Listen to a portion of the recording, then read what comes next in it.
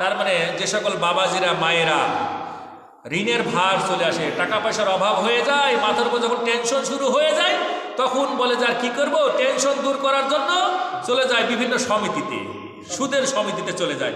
গিয়ে কি করবে, এখন যেতে গেলে তো সবাই দেখে ফেলবে, এত সুন্দর করে হাত মোজা, পা মোজা, চোখ মোজা, সব মোজা পরে কেউ দেখতে পারে না, বুঝতেই পারে না, মনে হয় যেন আসমানে একবারে নুরানি কোনো চেহারাবান এসেছে। যাচ্ছে কোথায়?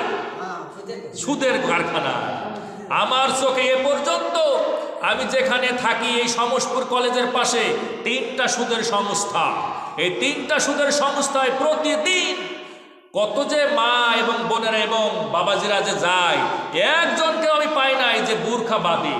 এবং শুধু বুরখা নয়, পা মোজা থাকে, হাত মোজা থাকে, চোখ দুটো শুধু বেরিয়ে থাকে, ও বোঝাই যায় না যে কে কোন আল্লাহর ওলি যে এসেছে এই সুদের কারখানায় সুদ নেবার জন্য। কি আসে কিসের জন্য? টেনশন দূর করার জন্য। বোনের আমার কথাগুলো শোনো, টেনশন দূর করার জন্য, দুশ্চিন্তা দূর করার জন্য আমরা বিভিন্ন কায়দা অবলম্বন করি, শয়তানি কায়দা ব্যবহার করি, কিন্তু ইসলাম কি দেয় না এই সমাধান?